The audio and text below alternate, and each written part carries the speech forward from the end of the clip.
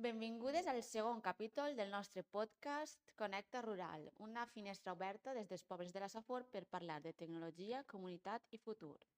Des del CDR La Safor encetem aquesta aventura sonora dins del programa Connecta Rural lluita contra la bretxa digital en xicotets municipis, un projecte finançat pel Ministeri de Drets Socials, Consum i Agenda 2030, dins dels programes d'interès social amb càrrec a l'assignació tributària del 0,7% de l'IRPF. Està coordinat per COCEDER i dut a terme pels Centres de Desenvolupament Rural associats. Avui tenim amb nosaltres a Marta, companya i promig del CDR La Safor i autora d'un article potentíssim sobre violència digital cap a les dones des de l'àrea social del CDR La Safor. Parlem d'internet, xarxes i IA, però també parlem de poder, control i resistència. Benvinguda, Marta. Moltes gràcies per convidar-me al podcast, tu.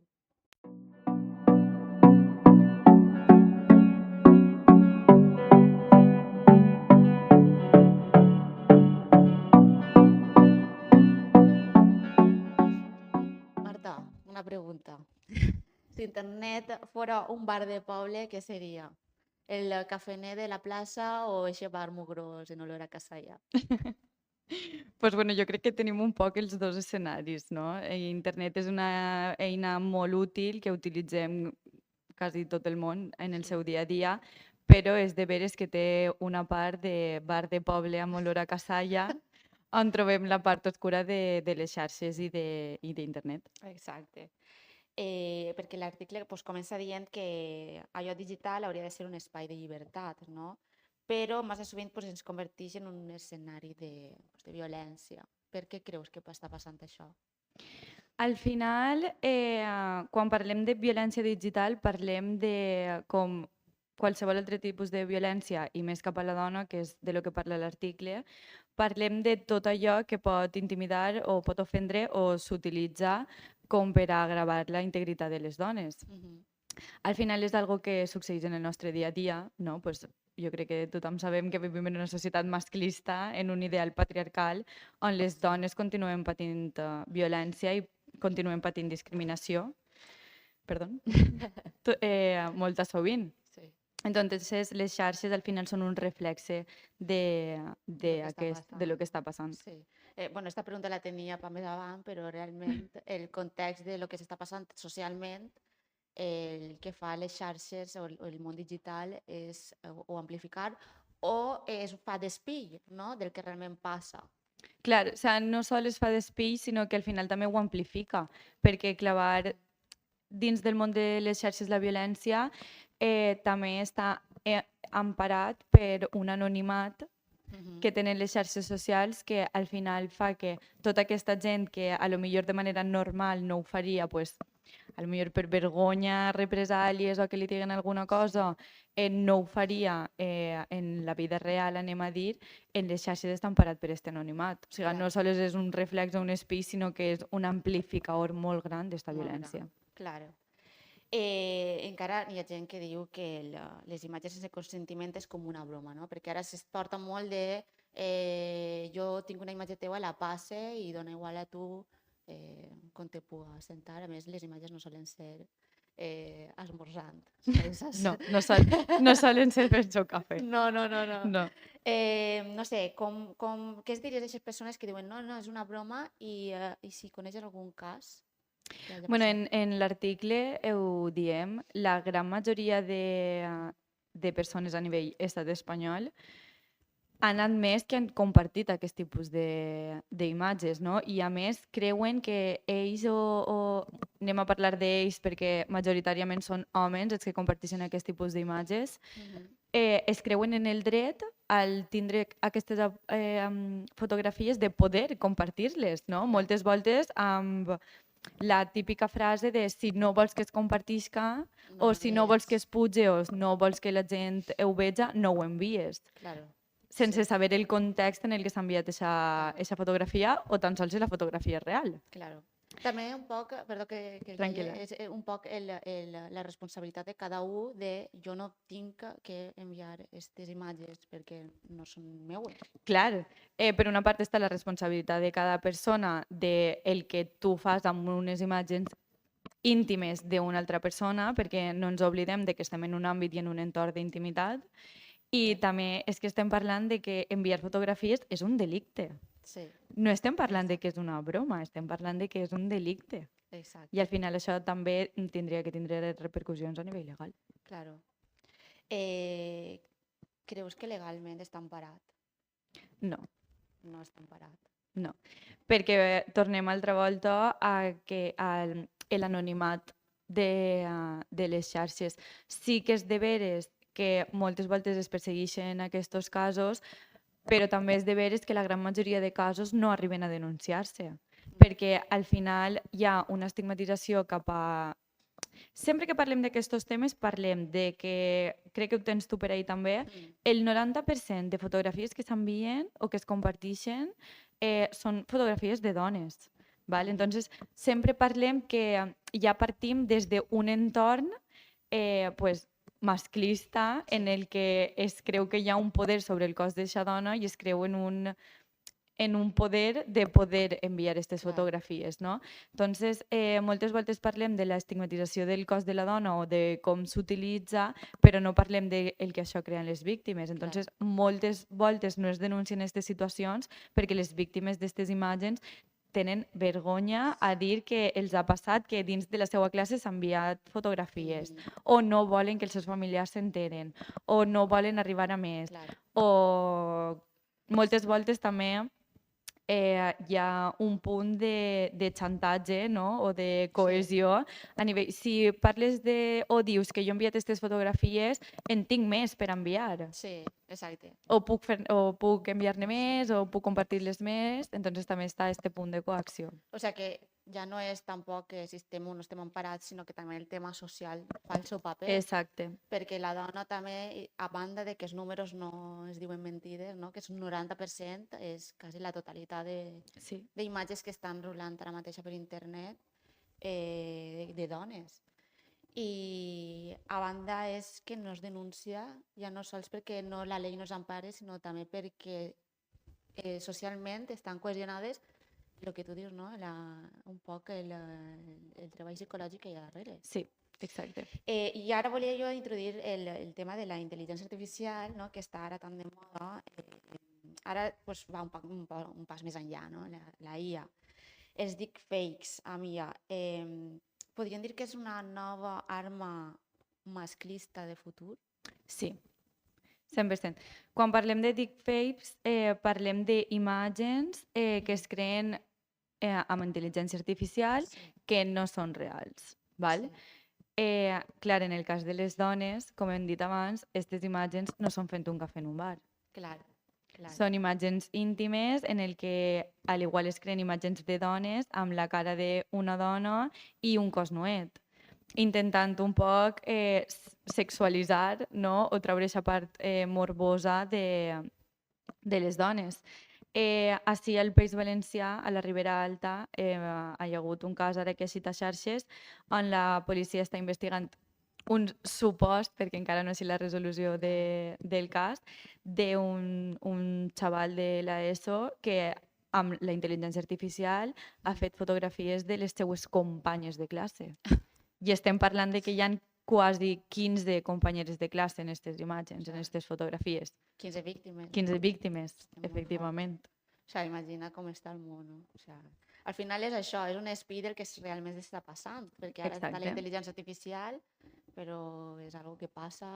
Exacte. Igual que passa a nivell d'una aula en un col·legi, en un institut, passa a nivell xarxes en gent famosa. Ja vam Sí, veure la famosa imatge de la Rosalia sí, que es va sí. compartir en Twitter, que també era un deepfake on eixia nua. Clar, perquè ara els personatges públics que estan més expostos també, no? A que agafen la seva imatge pròpia personal Clar, i d'ahir crear contingut pornogràfic, clar. no? O sigui, és molt fort. Sí, amb lo complicat que és una vegada això arriba a les xarxes socials, desmuntar-ho, dir que és mentira, moltes vegades que lleven aquest contingut Sí. i perseguir qui ho ha fet. D'això hila un poc les plataformes digitals, no? Sí. Que al final estem tots exposats. Creus que solen mirar un poc cap a l'altre costat per buscar més clics o al contrari estan posant-se les piles en aquest sentit? Jo crec que hi ha plataformes que tenen polítiques de censura prou avançades, però per una altra part en aquest tema no li interessa tampoc. Al final parlem de que, per exemple, la pornografia és un dels negocis que més lucratiu és a nivell mundial. Val? Sí. I a les plataformes, en certa manera, també els interessa que una part d'aquest contingut estigui en les seues xarxes. Ells i elles han de ser responsables de posar límits i de fer una moderació d'aquest contingut. Clar. Per exemple, ara estan haguent corrents més a raïs de tot això.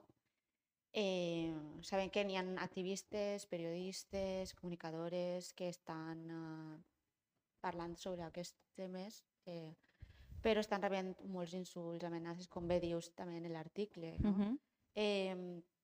És algo casual o realment és una estratègia per fer-les callar?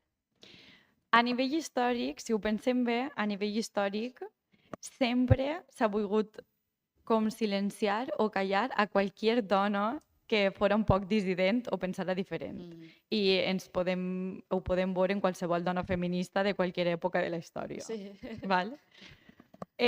Clar, com hem dit, les xarxes és un amplificador del que passa. Entonces, activistes, periodistes que estiguen a xarxes, el que fan és recibir com este odi, no? o aquestes campanyes multiplicades per 1000 o per 100.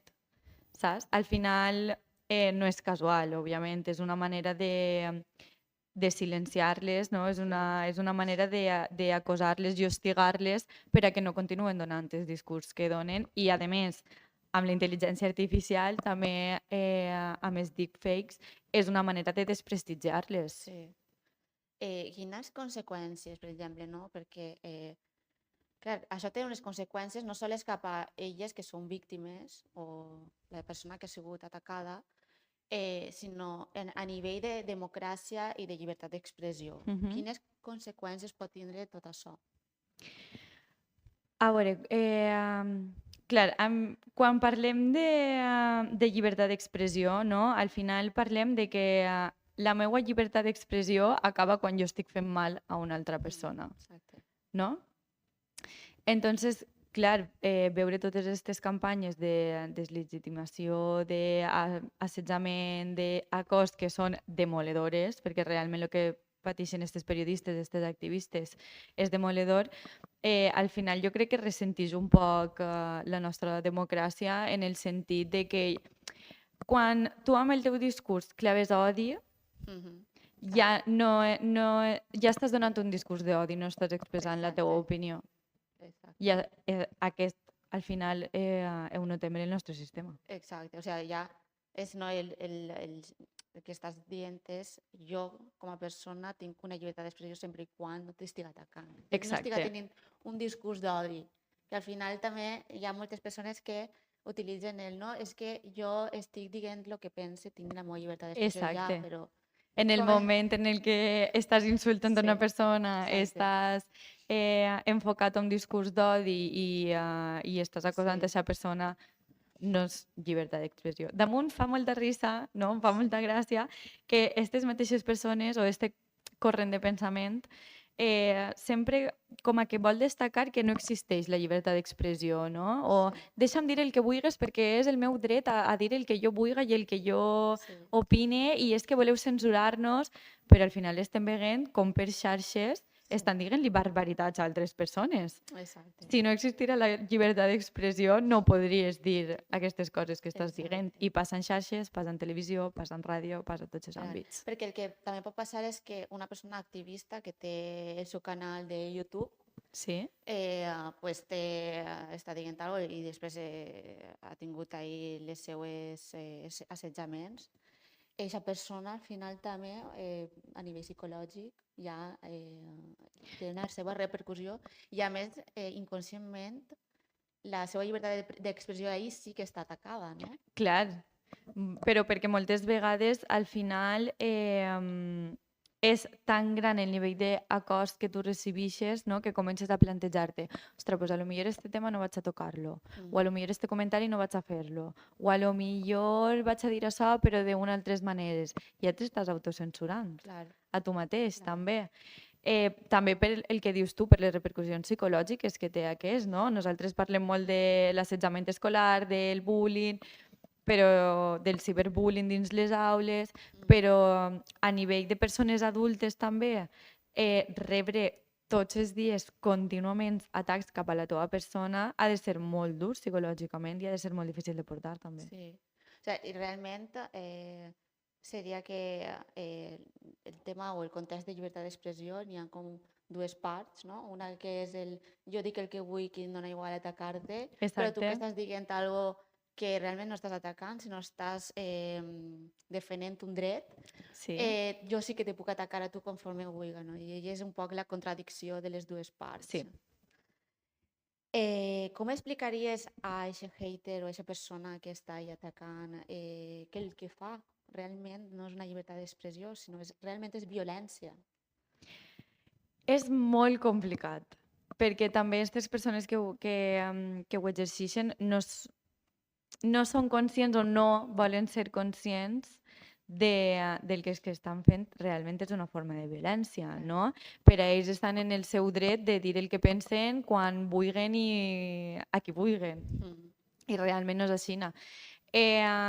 No m'enfocaria tant en aquestes persones que ja estan clavades com en el cercle Sí. d'odi, no? I repressió a altres persones, sinó jo el que faria seria invertir molt en l'educació a persones més menudes, a persones més grans, de com s'utilitzen les xarxes, per a què s'utilitzen les xarxes, què està bé dins de xarxes i què no.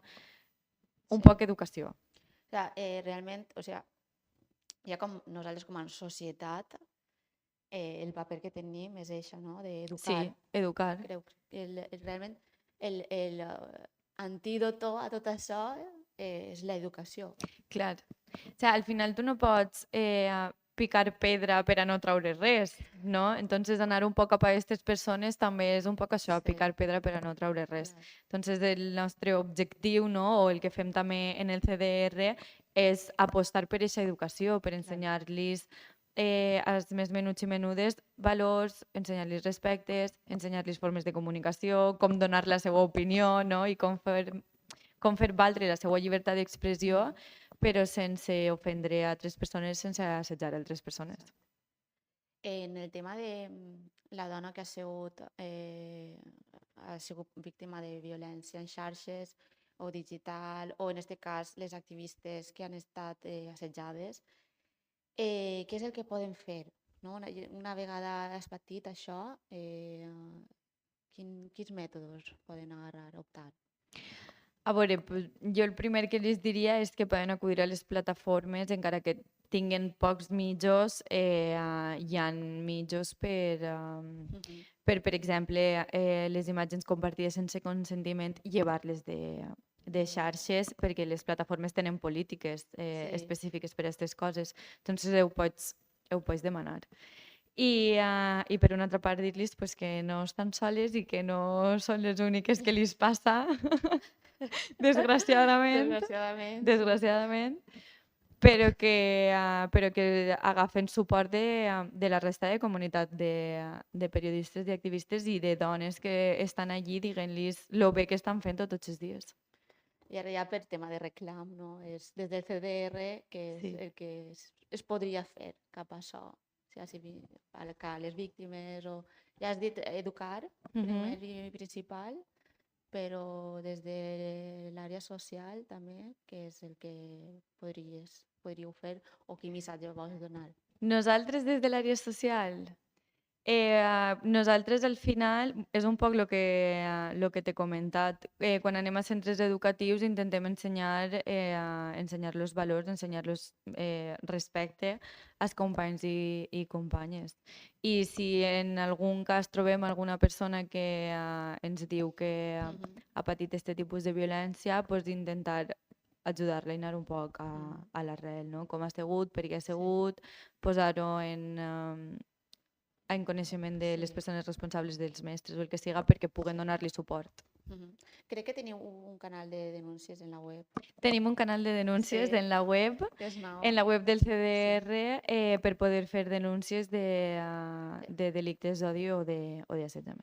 I és totalment anònim. És totalment anònim, sí. O sigui que ja sabeu, si algú està patint alguna violència, assetjament o simplement voleu vindre a veure'ns, així estarà Marta per recibir-vos.